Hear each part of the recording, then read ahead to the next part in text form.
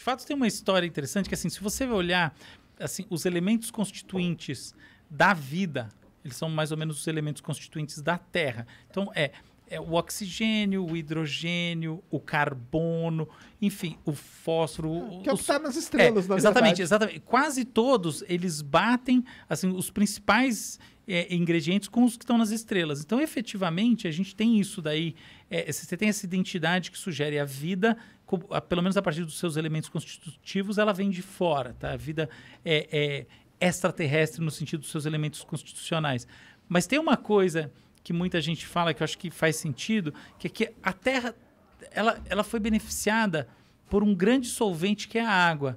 E a vantagem desse que é um solvente polarizado que ajuda as moléculas a se juntarem. E aí você tinha muita radiação, não tinha camada de ozônio aqui, né? Então, a gente inclusive tem um evento chamado a Grande Oxigenação. A Grande Oxigenação levou a explosão, matou as bactérias anaeróbicas que não precisavam de ar e gerou, foi um evento de assim, oxigenação do planeta. E foi aí que surgiu, diz a lenda, né, os eucariontes, né, que são esses organismos de núcleo organizado e tal, como a gente, tá? Então é aí que os organismos multicelulares começaram a se desenvolver. Mas olhando esse primeiro pedaço, existe essa discussão mesmo que o Sérgio está colocando, e é muito verdadeira, que você tem uns elementos que vêm do espaço, mas isso não quer dizer que a vida é extraterrestre. A vida que existe na Terra, pelo que tudo indica, ela foi criada na Terra. Só que a Terra tinha condições muito diferentes. Entre elas, muita radiação. Entre elas, situações, por exemplo, vulcânicas, etc., que traziam ainda mais energia. De alguma maneira, essa energia foi responsável pela conversão do que do que é inorgânico em orgânico. Então, as primeiras estruturas orgânicas da Terra parece que surgiram na própria Terra. Tem uma coisa interessante, tem um cara que ficou até bastante famoso, chamado Craig Venter. Já ouviu falar de Craig Venter? O Craig Venter é um cientista, entre vários outros, que criou a vida, muito entre aspas. E como o Sérgio falou, não é a vida como a gente, mas efetivamente fez experimentos com sistemas que são inorgânicos, gerando através de energia, uma coisa muito controlada, muito simplificada, muito artificial, mas efetivamente compostos orgânicos com capacidade reprodutiva, porque a gente precisa de duas coisas para ter vida, né? A gente precisa, primeiro, que ela se instaure, segundo, que ela se perpetue. E as duas coisas foram conseguidas em laboratório já faz tempo. Desde os anos 50, na verdade... Isso é interessante pra cacete. Desde os anos 50 a gente tem estudos disso, tá? Mas desde os anos 90, e sobretudo depois da virada do milênio, existem realmente aí desenvolvimentos do ponto de vista laboratorial que geram vida de maneira meio rápida. Então você consegue estudar esses ciclos com enfim, algumas gerações de desenvolvimento. A alquimia existe então, né? É muito louco essa porra, né? E o que é legal pensar... Homúnculos. Olha que interessante essa ideia. Quando eu vejo essas coisas, um negócio que me deixa assim, muito fascinado é o seguinte, beleza, então tá bom, então eu crio essas estruturas orgânicas, que basicamente quer dizer que ela tem carbono e ela, enfim, ela é auto-organizada, né? E ela se reproduz, ou melhor, ela gera gerações, tá? Então, ótimo. Mas para pensar uma coisa, eu ponho essas gerações no mundo e eu ponho pressões nesse mundo, tá? Então, por exemplo, eu vou reduzir um determinado elemento no ambiente. É bem possível que as coisas sigam por um determinado caminho. Quer dizer que essas pressões estão fazendo efeito. Que quer dizer que a evolução está fazendo efeito. Que quer dizer que a evolução vale mesmo nesses ambientes artificiais. E a evolução não tem uma mão em cima dela. Ela é uma evolução por seleção natural. Que quer dizer que a seleção natural e a evolução como um todo precedem a vida. Para pensar isso. Não é a vida que... A vida não instaura a evolução. A evolução é um princípio que quando a vida está lá... Acontece. Então... Mas isso é um argumento que vai de encontro com talvez o pessimismo do Sérgio. Ao encontro. Ao encontro. Ele concorda. Lógico. Na verdade, porque eu acho que de encontro, porque se um cara no laboratório consegue criar uma vida, quer dizer que criar uma vida não é tão difícil assim. Não, mas a vida, essa vida aí simples porque é uma vida... por isso que ao encontro. infinitos planetas. Não, mas é que o grande filtro... Mas calma, não é chance? infinitos, cara. E não é só isso. Você tem o chamado grande filtro que ele falou, que é o seguinte. Existe uma razão... Tem um cara chamado Fermi que estava um dia discutindo num refeitório e falou assim, porra, já que tem tantos planetas e criar a vida surgiu aqui... essa pergunta aí. De maneira relativamente... Se os planetas são infinitos, cadê todo mundo? Falou o melhor conversador do mundo. Cadê definiu. todo mundo? Mas você não argumenta que a vida como a nossa, dada a nossa complexidade, você não argumenta que é possível que já tenha existido em outros planetas. Você argumenta que isso é possível. A nossa tipo possível, de porém não provável. Essa é a questão. É porque, tipo, a gente ainda não passou por esse filtro, entendeu? Não. Então, em teoria, é possível... Isso. Em teoria não, é possível e ponto. Você tem razão. É possível que alguns planetas, vida da mesma complexidade como a nossa, possa ter sido desenvolvido, mas nunca ter passado por esse filtro. Não, o filtro... Ou mesmo que ele tenha passado, ele pode ter um outro filtro, que é o filtro de... ele sobreviveu, mas e comunicar-se?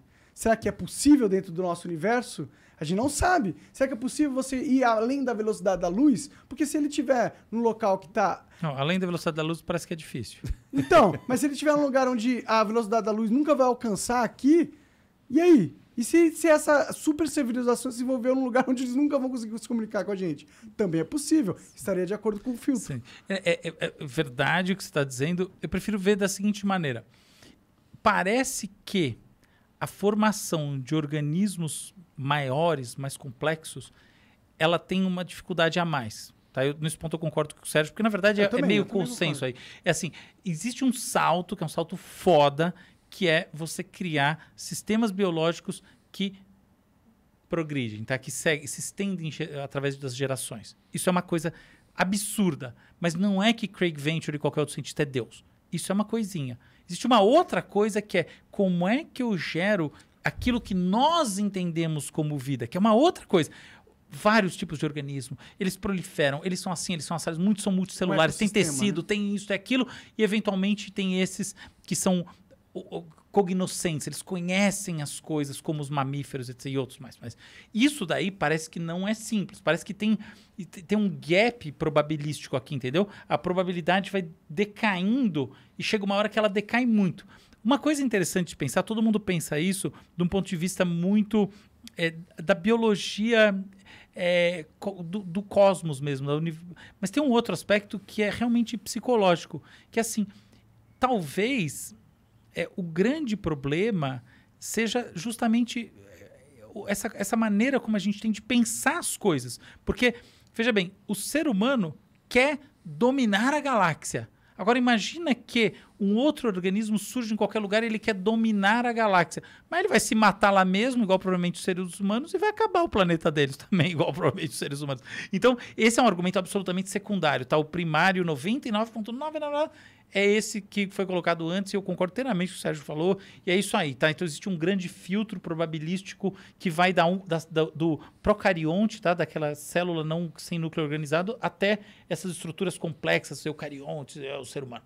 Esse é o grande filtro. Mas tem uma coisa de se pensar também, que é o seguinte, cara, não basta você ter um organismo complexo. Para ele vir até aqui, ele tem que querer e ele tem que se entender entre si. Então, eu penso o ser humano botando fogo no planeta. Imagina que a gente, para ter uma tecnologia para chegar realmente longe em outros planetas, a gente precisa de mais 100 mil anos. Eu fiz aquela pergunta, o que você acha do futuro da humanidade? Muito assim, será que a gente vai viver mais 100 mil anos? Você percebe? Eventualmente, a maneira como a gente pensa o mundo impede que a gente viva... A gente já tem 200 mil anos de idade, não 200 mil anos, você acertou no... Bom, é isso aí. Mas talvez isso impeça que a gente chegue aos 300 mil ou eventualmente a 1 milhão de anos como espécie, um Homo sapiens, pela natureza da maneira como a gente pensa o mundo. E eventualmente isso pode ser um grande filtro também. Absolutamente secundário, tá? Eu não acho que é. Mas é interessante pensar. Não, é interessante. Que a própria cognição da gente... Pensa assim, tá, então tem um outro ser humano do outro lado do mundo. Será que ele vai chegar aqui? Mas caramba, ele vai acabar com o planeta dele antes, vai se matar? Claro que não vai. Mas por isso que o pessoal hoje já coloca nas equações desse negócio de vida esse fator autodestruição. Exato. Que não era muito falado antes. Isso, agora é super. Agora o pessoal coloca muito. E aí quando você coloca esse fator na equação, cara, aí esse seu infinito aí, ele desaba, cara. Entendeu?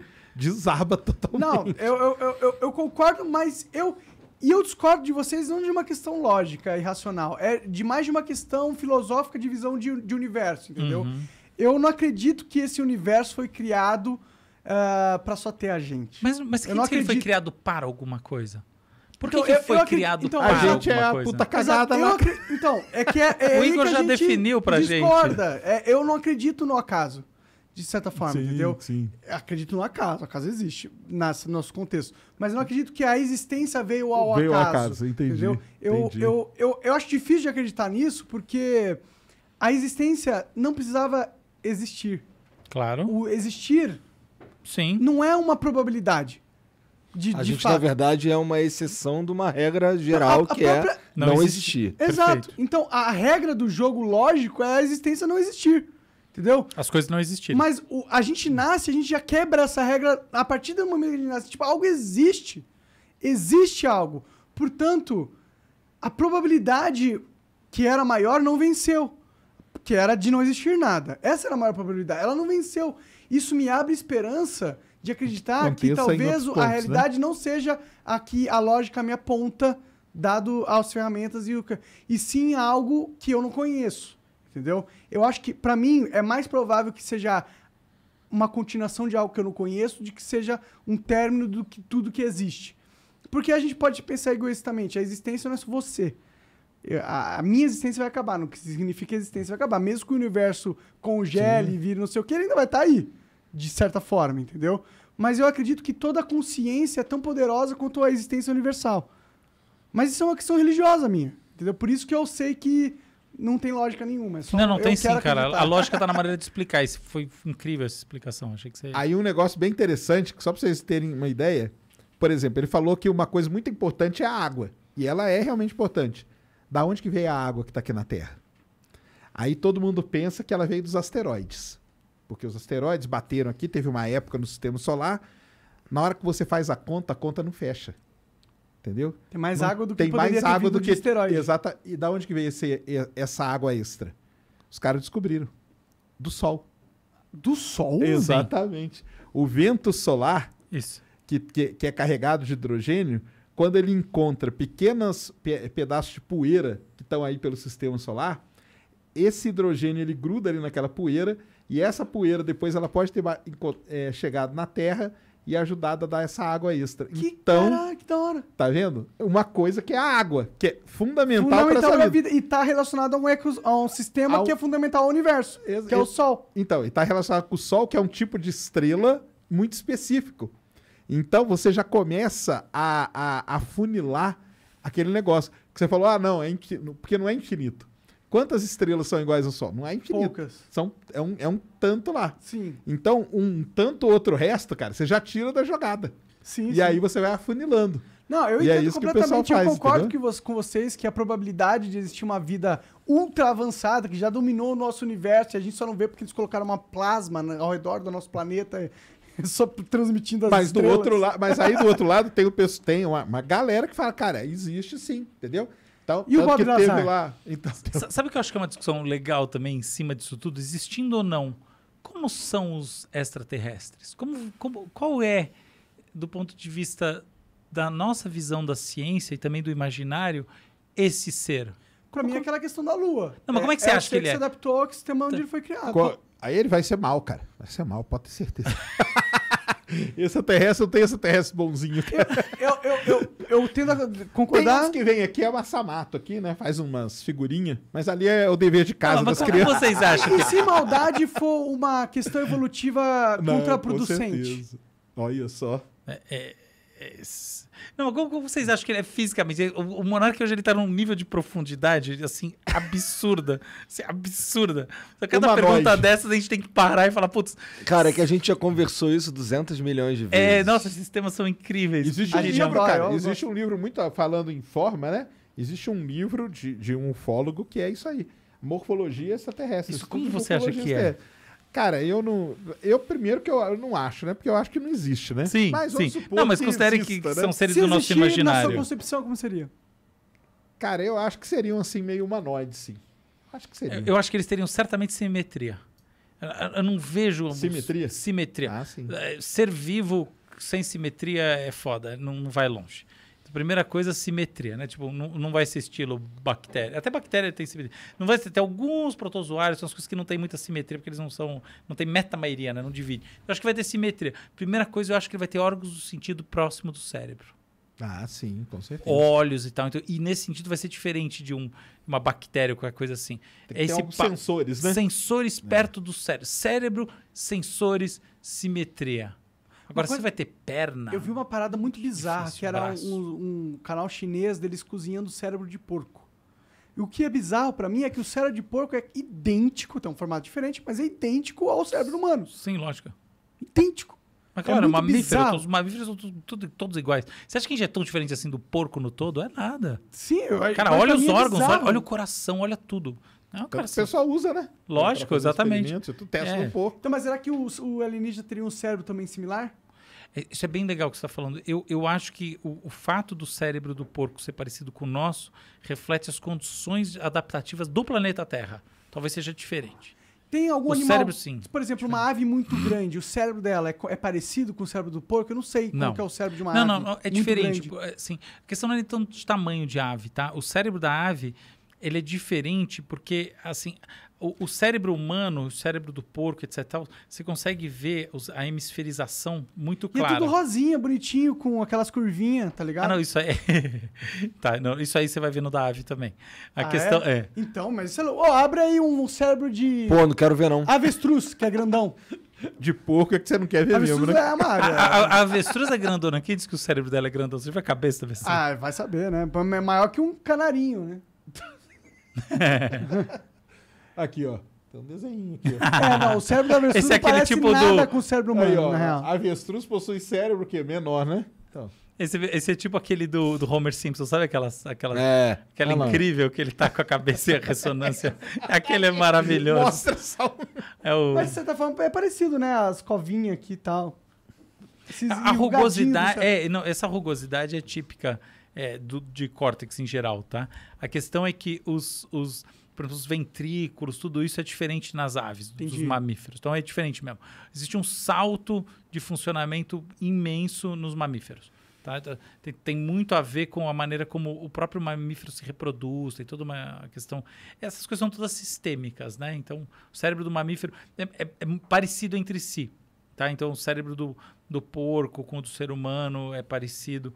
O cérebro da ave, do peixe. Eu sei até que dá pra você pegar a pele do porco e enxertar em você e que funciona. Assim. Sim, tem isso. Hoje em dia não se usa mais, né? Não? Não se usa mais. Entendi. Porque você tem muita rejeição e a qualidade não é tão boa. Hoje em dia você tem maneiras de fazer enxerto. Faz a pele artificial, Você cara. faz exatamente Isso é enxerto louco, né? sintético Nossa. e a coisa funciona melhor.